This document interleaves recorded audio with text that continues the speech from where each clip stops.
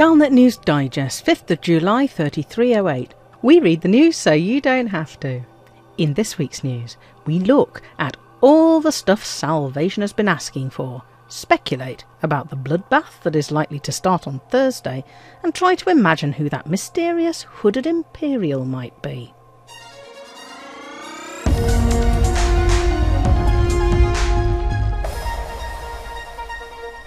There are now two simultaneous appeals from Salvation and Azimuth Biotech. The first is for medicines and reactive armour, to help keep the conventional forces of the Federation, Empire and Alliance in fighting form as they fight off the Thargoids, while Azimuth struggles to follow the instructions for assembling their Proteus Wave superweapon. The other appeal is for more Guardian technology to help complete the superweapon. It seems that Azimuth didn't employ a quantity surveyor for the project, and they find themselves significantly short of materials. Both appeals are taking place in the HIP 22460 system, one at the heart of Taurus megaship and the other at the Bright Sentinel. Both are offering exclusive paint jobs for the top 75% of participants that look surprisingly similar to huge targets painted on the back of the spaceship.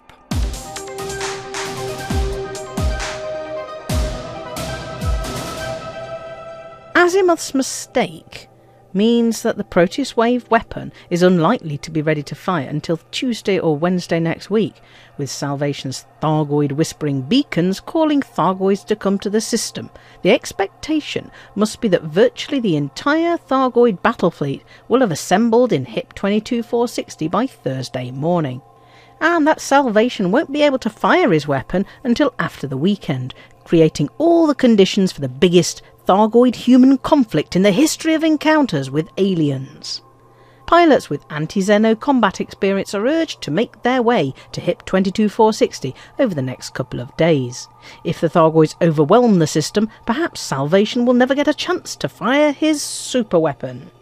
But if he does, then by the middle of next week, what will happen? Will this have been the last great battle? Will the Thargoids really disappear, as Salvation claims? Will all the anti-Xeno pilots have no option but to retire and return to a life-hauling bio-waste out of Van Maanen's star? Will the galaxy become unnaturally peaceful, with nothing exciting other than a missing Zihe biomorphic companion to fill the columns of Galnet? Somehow, we don't think that's very likely. And there's another unanswered question. We don't know why the Thargoid wrecks in the HIP 22460 systems have been cordoned off. What is Azimuth Biotech doing with them? Is Azimuth making further attempts to splice humans into Thargoid ships? Is it preparing for a land battle?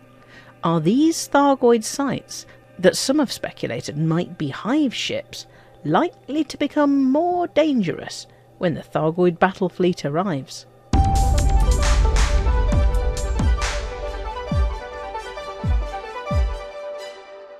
Mystery surrounds yesterday's broadcast by an unidentified young Imperial woman dressed in a religious habit. Cunningly hooded so that commentators could identify her as both young and a woman, but still be completely unable to make out any distinguishing features, this woman spoke in a clipped Imperial accent. Other than that, there seemed to be no clues who this new leader of a new and politically charged sect of the Thargoid-loving Fargod cult could be. So, let's look at some options. Who could this charismatic new leader, the so-called first apostle of the true chapters, possibly be? Given that she's been described as young, we probably need to eliminate 131-year-old Senator Zemina Torval from our inquiries. Sprightly though she is for her age, you might be stretching things a bit to call the CEO of Torval Mining Limited youthful.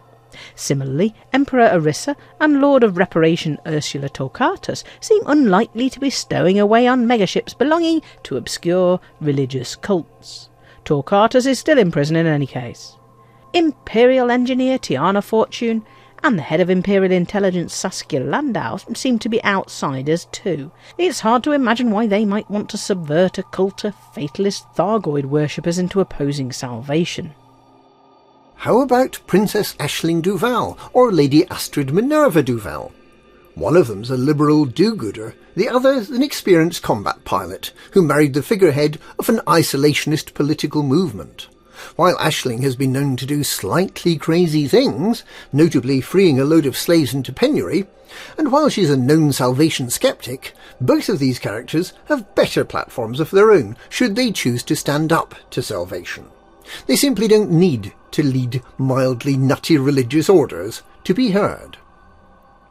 The options are beginning to run out. How likely is it that Professor Albert Tesreau, once member of a different religious cult, then the head of research for Aegis and a sworn enemy of Salvation and Azimuth Biotech, would disguise herself as a Far God figurehead and attempt to lead a shipload of gloomy doomsday cultists to oppose the messianic maniac who plans to inflict genocide on the Thargoids? Realistically, it's not going to happen, is it?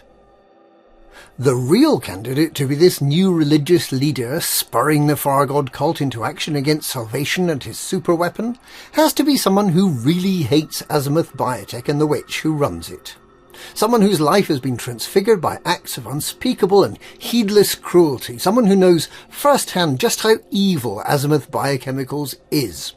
Someone who escaped with the help of a disillusioned scientist, Dr. Edmund Pierce, and made her way to HIP 22460 to meet up with him. Someone who is powerless, but who has had experiences that'll make the Far God cult treat her as a demigod. Someone who has been one with the Thargoid hive mind. Someone who has flown a Thargoid scout ship using only her mind. The only person who can turn the Far God cult from a bunch of nihilistic, end-of-the-galaxy doomsters and can use them as a weapon to attempt to destroy Salvation and his evil plans, is the person that Azimuth Biochemicals spliced into a Thargoid ship at Oaken Point. The test subject that survived. Test subject D2. And that's this week's Galnet News. Galnet News, we join the alien worshipping cults so you don't have to.